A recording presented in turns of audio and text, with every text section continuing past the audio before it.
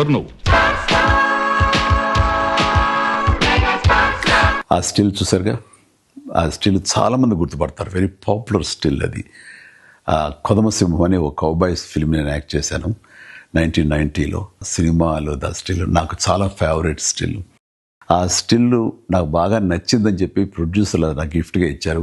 అది ఇప్పటికీ ఈ రోజుకి నా ఇంట్లో మంచి ప్లేస్లో గోడ మీద ఉంటుంది. అది కౌబాయ్ ఫిలిమ్స్ అంటే చాలా ఇష్టం నాకు.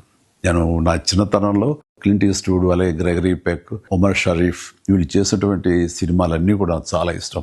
గ్రెగరీ బెన్, ఇది గుడ్ బ్యాడ్ అండ్ అగ్లీ, అలాంటి సినిమాలు నేను యాక్టర్ అయిన తర్వాత నాకు వస్తుందని చేస్తానని నాకు ఎప్పుడు నేను ఊహించలేదు. ఎందుకంటే అప్పటికి హీరో కృష్ణ గారు చేసినటువంటి మోసగాడి సినిమా పెద్ద హిట్ అయ్యింది.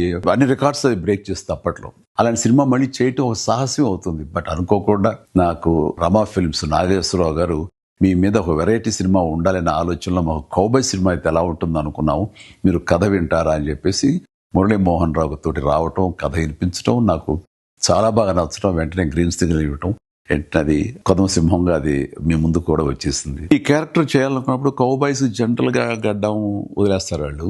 చాలా మంది ఏమన్నారంటే మన హీరోలు గ్లామర్ కనిపించాలని, గడ్డం వదలద్దు, క్లీన్ షేవ్ తోటే ఉండాలని. కొంతమంది అయితే పట్టుపట్టారు. కానీ నాకు ఈ గడ్డంతో ఖచ్చితంగా చేయాలంటూ గడ్డం వదిలేసి ఆ స్టబుల్ తోటి చేసిన ఫస్ట్ సినిమా ఈ కొదమసింహం. నేను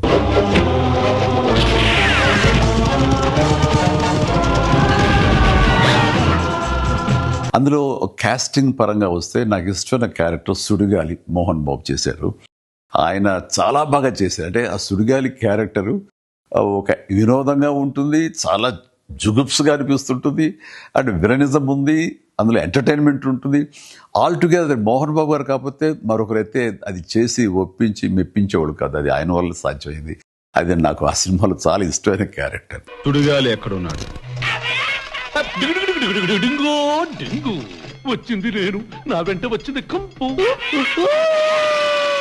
నాకు విలన్ గా చేశారు ద లెజెండరీ గొప్ప పర్సనాలిటీ ప్రాణ్ గారు, హిందీ యాక్టర్. ఆయన ఆ మహానుభావుడితోటి యాక్ట్ చేసే అదృష్టం నాకు కలిగింది. Good bye. అలాగే సత్యనారాయణ గారు, కైకా సత్యనారాయణ గారు, ఆయనతో కూడా చేశారు. అలాగే గొల్లపూడి మారుతిరావు గారు, అన్నపూర్ణ గారు, హిందీ స్టార్స్ సోనం కపూర్ గారు కూడా, ఆ తర్వాత రాధ గారు, వీళ్ళతోటి ప్రతి సీను, ప్రతి సాంగ్, ప్రతి యాక్షన్, ప్రతి హార్స్ రైడింగ్స్, ఇవన్నీ కూడా ఆ సినిమా అన్ని హైలైట్స్. ఈ సినిమాలో ఉన్న అన్ని songs super duper hit songs. Raj-Koti అంత మంచి సాంగ్స్ ఇచ్చారు.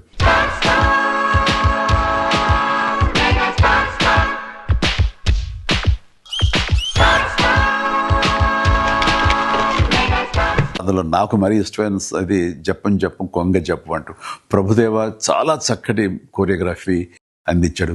తన స్టైల్ని ఫాలో అయిపోయాను. నేను ఒక సాంగ్, ఒక బీజియంలో నేల మీద నుంచి నడుచుకుంటూ గోడ మీద నుంచి రూఫ్ మీదకి అలా వెళ్ళి అలా నడుచుకుంటూ ఈ పక్క గోడ మీదకి వచ్చి అలాగే గ్రౌండ్ మీదకి రావటం అనేది ఒక షాట్లో చేసాం. చాలా మంది ఆశ్చర్యపోయారు అది ఎట్లా చేయగలిగారు ఏంటనేది. ఓ చాలా పెద్ద వీల్ మీద మొత్తం సెట్ వేసి సెట్ తిరుగుతూ ఉంటుంది అనమాట కంప్లీట్గా. దానికి కెమెరా ఫిక్స్ చేసాం.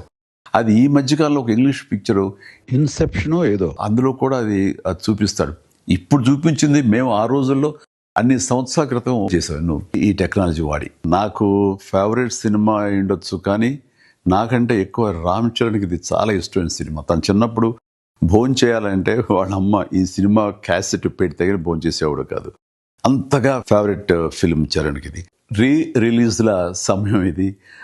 చాలా సినిమాలు రిలీజ్ చేస్తున్నారు.